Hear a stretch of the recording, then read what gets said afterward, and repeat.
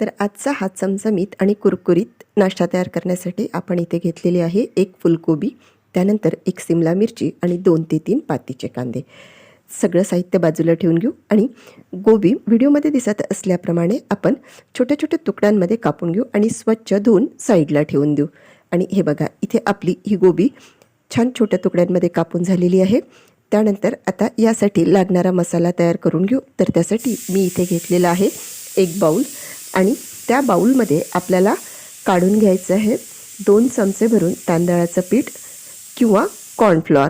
जर तुमच्याकडे कॉर्नफ्लॉर नसेल तर तांदळाचं पीठ घेतलं तरीही चालेल. मी तांदळाच्या पिठाने सुद्धा तयार करून बघितले, तसंच कॉर्नफ्लॉरने सुद्धा तयार करून बघितले.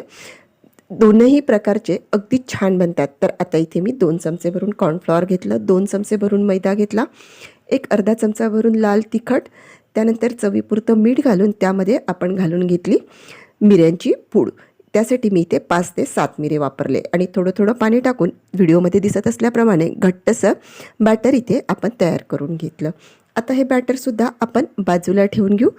बॅटर तयार होईपर्यंत मी गॅसवरती ठेवून घेतलेले होतं कढईमध्ये पाणी आणि तुम्ही बघू शकता पाणी इथे गरम झालेलं आहे. त्यामधून हलक्याशा वाफा निघायला लागलेल्या आहेत. आता त्यामध्ये आपण एक अर्धा चमचा भरून मीठ घालून गोबीचे तुकडे घालून घेतले.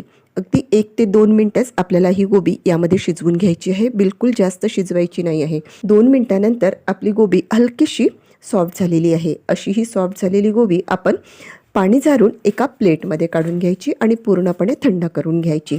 ही थंड झालेली गोबी आपल्याला तयार केलेल्या बॅटरमध्ये घालायची आहे, परंतु त्यापूर्वी आपल्याला 7 ते 8 लसूण पाकळ्या आणि थोडासा आल्याचा तुकडा बारीक करून आपल्याला त्या बॅटरमध्ये व्यवस्थित चमच्याच्या साहाय्याने मिक्स करून घ्यायचं आहे.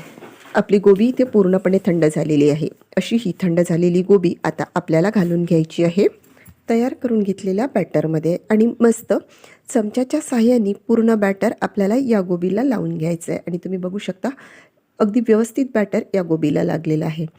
आता आपल्याला ही गोबी तळून घ्यायची आहे. तर त्यासाठी परत आपण कढईमध्ये मोठ्या चमच्याने 2 चमचे भरून तेल घालून घेतलं. तेल थोडंसं तापलं की त्यामध्ये हे गोबीचे तुकडे चमच्याच्या साहाय्याने व्हिडिओमध्ये दिसत असल्याप्रमाणे घालून घ्यायचे आणि मस्त कुरकुरीत होईपर्यंत सर्व बाजूनी एकसारखे तळून घ्यायचे.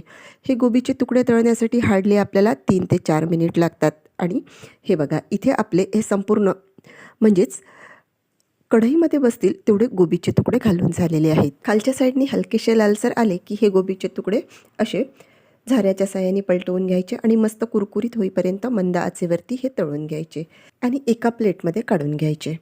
अशाच पद्धतीने मी संपूर्ण गोबी इथे तळून घेते. आतापर्यंत मी तुम्हाला नाश्त्याचं नाव नव्हतं सांगितलं, परंतु तुमच्या थोडंफार लक्षात आलेलंच असेल. तर आज आपण बनवत आहोत गोबी मंचुरियन. बनवायला अगदी सोपं आहे. अगदी पहिल्यांदा जरी तुम्ही बनवत असाल तर तुमचा हा गोबी मंचुरियन अजिबात बिघडणार नाही आणि चवीला तर एवढा छान बनतो ना की काही सांगायलाच नको. लहानच काय तर मोठेसुद्धा बोटं चाटून खातील. पर्यंत जर तुम्ही माझा व्हिडिओ बघितला असेल तर प्लीज व्हिडिओला लाईक करा, एक सबस्क्राईब करा आणि मित्रपरिवारामध्ये शेअर करा. इथे आपला संपूर्ण गोबी तळून झालेला आहे आणि छान कुरकुरीतसुद्धा झालेला आहे. गोबी तळून झालेला आहे. आता यासाठी लागणारी ग्रेव्ही तयार करून घेऊ.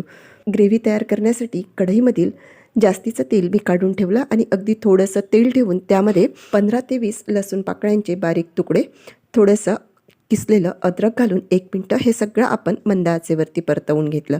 आता त्यामध्ये आपण घालून घेऊ पातीच्या कांद्याचा जो पांढरा भाग असतो त्याचे बारीक कापून घेतलेले तुकडे. हे तुकडे 1 मिनटं तेलामध्ये परतले की आपण त्यामध्ये मध्यम आकाराचा नॉर्मल भाजीसाठी वापरतो तो कांदा घालून घ्यायचा. तो सुद्धा 1 मिनटं परतला की त्यामध्ये एक सिमला मिरची बारीक आकारामध्ये कापून घेतलेली ती घालून घ्यायची आणि हे सगळं खमंग तेलावरती 1 ते 1.5 मिनटं परतवून घ्यायचं. आता त्यामध्ये आपल्याला घालून घ्यायचं एका हिरव्या मिरचीचे तुकडे आणि ते सुद्धा आपल्याला 1 मिनटं तेलामध्ये परतवून घ्यायचे आहेत. हे सगळं इथे छान तेलामध्ये परतवून झालेलं आहे. आता त्यामध्ये पोहे खायच्या चमच्यानी 2 चमचे भरून चिली सॉस, 1 चमचा भरून टोमॅटो सॉस आणि 1 चमचा भरून सोया सॉस घालून सगळं व्यवस्थित मिक्स करून घ्यायचं आहे. आता त्यामध्ये आपल्याला घालून घ्यायचं आहे कॉर्नफ्लॉरची स्लरी. तर त्यासाठी ज्या बाउलमध्ये आपण गोबीचा मसाला तयार करून घेतला त्यामध्ये अर्धी वाटी पाणी घालून 1 चमचा भरून कॉर्नफ्लॉर घालून त्याची पातळ स्लरी तयार करून घेतली. त्यामुळे त्या बाउलला चिकटलेलं जे काही कॉर्नफ्लॉर होतं ते सुद्धा निघून आलं. आता अंदाजाने मीठ घालून घ्यायचं. यापूर्वीसुद्धा आपण गोबी मसाल्यामध्ये मीठ घातलेलं होतं.